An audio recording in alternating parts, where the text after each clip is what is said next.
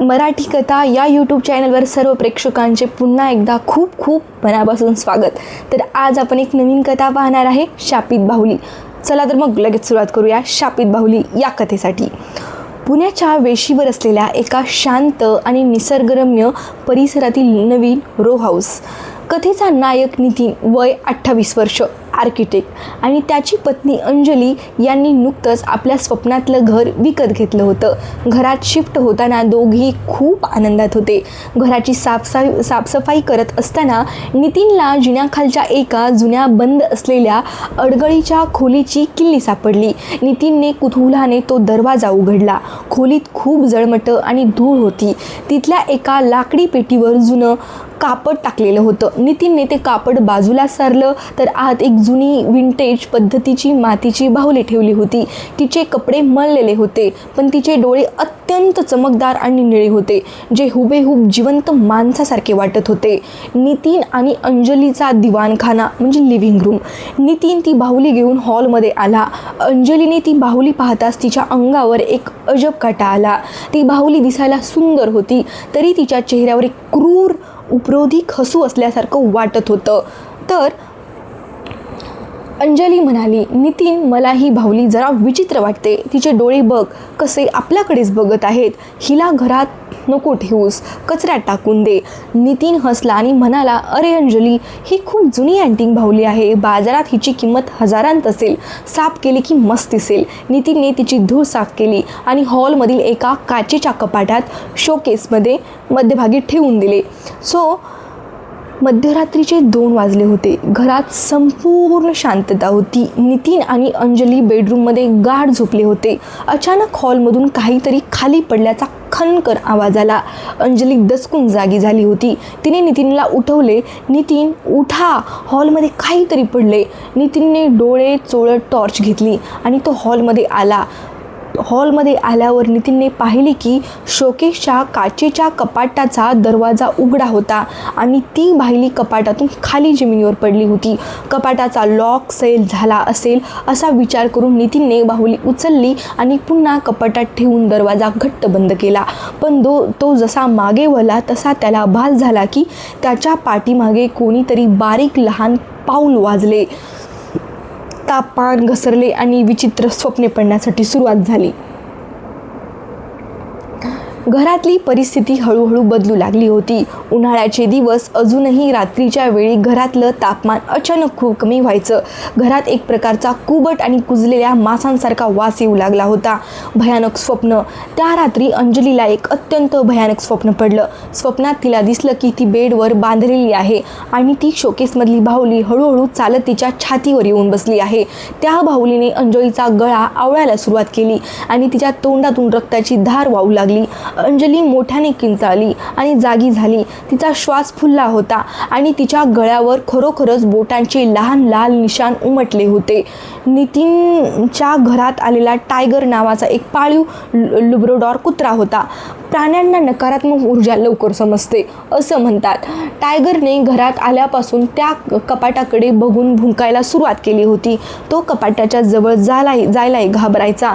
एका दुपारी अंजली स्वयंपाकघरात काम करत होती।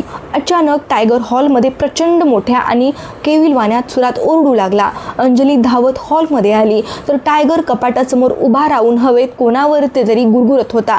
कपाटाच्या आत असलेली ती बाहुली, तिची मान सरळ नव्हती तर ती पूर्ण 180 अंशात वळलेली होती आणि तिचे निळे डोळे टायगरकडे रोखलेले होते। 2च मिनिटात टायगर अचानक जमिनीवर पडला आणि त्याच्या तोंडातून फेस येऊ लागला। त्याचा मृत्यू झाला होता। टायगरच्या मृत्यूनंतर घरात पसरलेले भीतीचे सावट।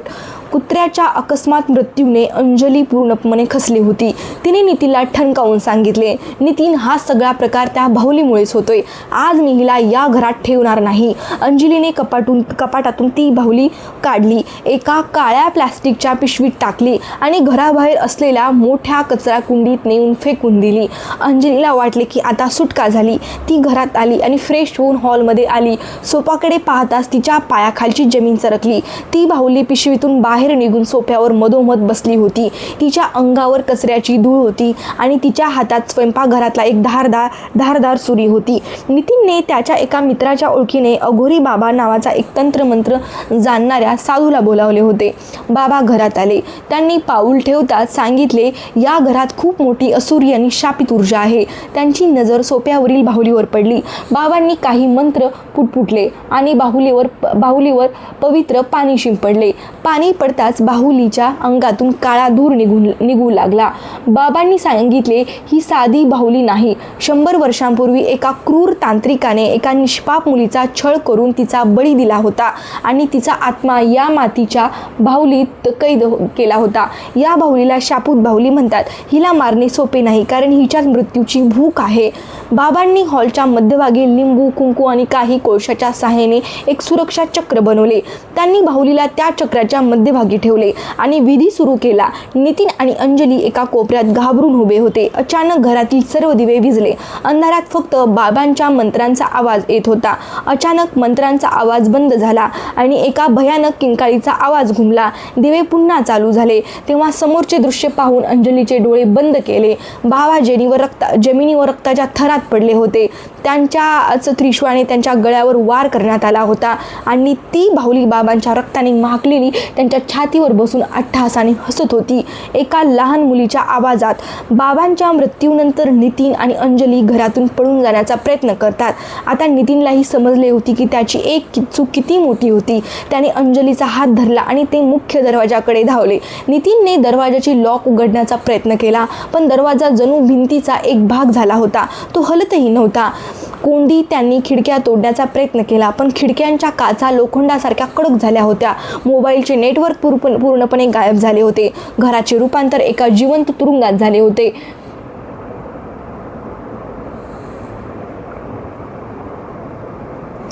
बाहेरून कोणीही त्यांच्या मदतीला येऊ शकत नव्हते. ते दोघे आता त्या शापूत बाहुलीच्या चक्रव्यूहात अडकले होते.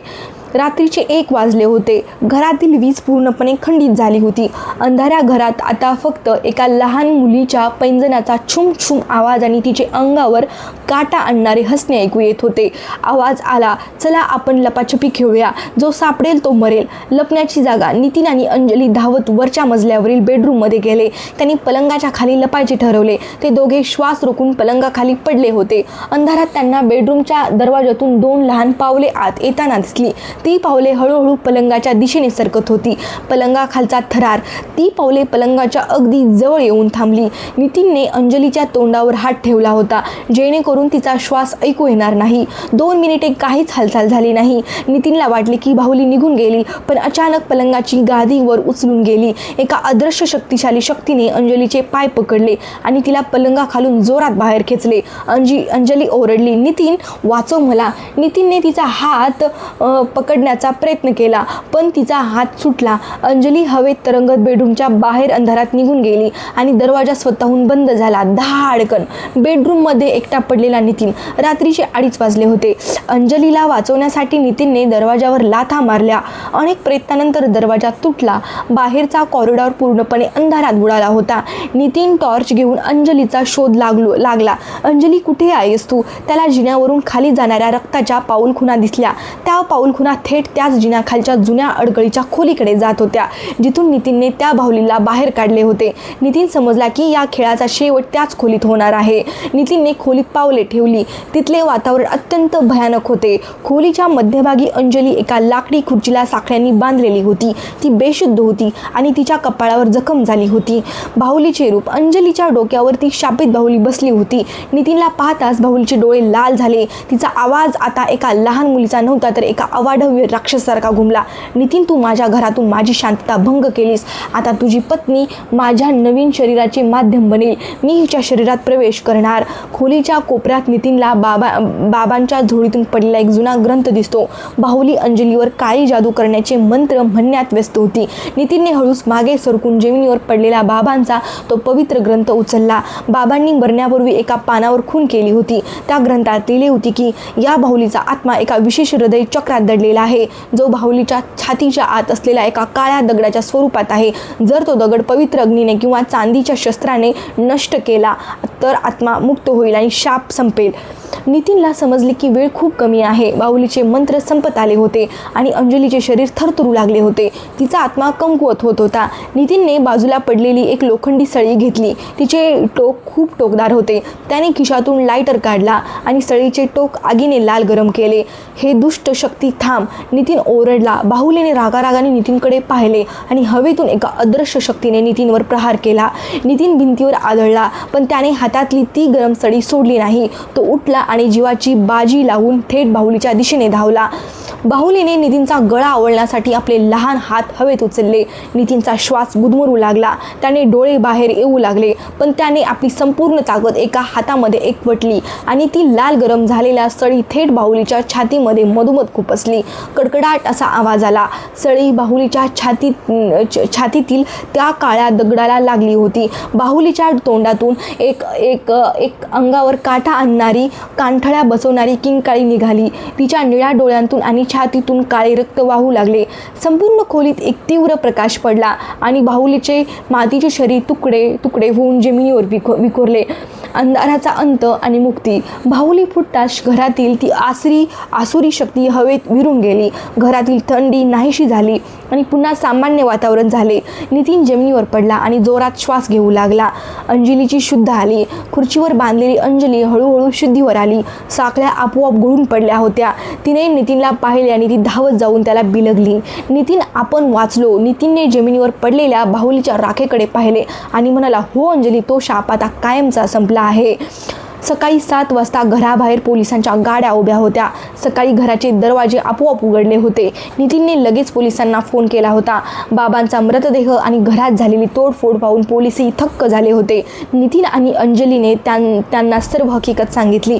पोलिसांचा संशय. पोलिसांना भूतबाधेवर विश्वास नव्हता. त्यांना वाटले की चोरीच्या उद्देशाने कोणीतरी बाबांना खून केला असावा. पण घरातील CCTV कॅमेऱ्याचे फुटेज जेव्हा तपासण्यात आले तेव्हा त्यात ती बाहुली स्वतःहून चालताना आणि हवेत तरंगताना स्पष्ट दिसली. ते फुटेज पाहून पोलिसांच्याही अंगावर काटा आला. त्यांनी तो गुन्हा अनाकलनीय म्हणून फाईल बंद केली.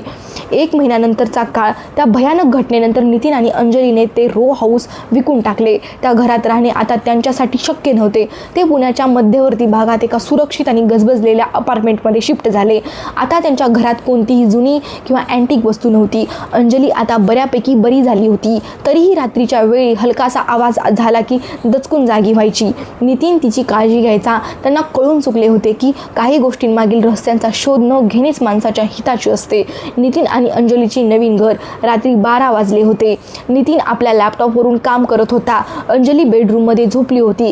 सर्व काही शांत होते. काम संपून नितीनने हॉलचे दिवे घालवले आणि तो बेडरूममध्ये आला. तो बेडवर झोपायला गेला तेवढ्याच त्याला जाणवले की बेडच्या शेजारी असलेल्या टेबलावर अंजलीने नुकतीच मॉलमधून खरेदी केलेली एक नवीन प्लॅस्टिकची सुंदर बाहुली ठेवली होती. नितीनने त्या बाहुलीकडे पाहिले. अचानक खोलीतला 0चा बल्ब एकदा लुकलुकला. नितीनने पुन्हा त्या प्लॅस्टिकच्या बाहुलीकडे पाहिले. त्या बाहुलीचे काळे डोळे आता बदलले होते. ते हुबेहूब त्या जुन्या बाहुलीसारखे चमकदार निळे झाले होते आणि तिच्या चेहऱ्यावर तेच क्रूर उपरोधिक हसू उमटले होते. काही शाप कधी संपत नाहीत. ते फक्त आपले रूप बदलून नवीन सावजाची वाट पाहत असतात. ही कथा तुम्हाला कशी वाटली हे कमेंट सेक्शनमध्ये नक्की सांगा आणि याच्यानंतर कोणती कथा तुम्हाला ऐकायला आवडेल हे पण मला सांगा. चॅनलला लाईक, सबस्क्राईब आणि शेअर करण्यासाठी विसरू नका. भेटूया नवीन कथा घेऊन पुढच्या भागामध्ये. तोपर्यंत बाय.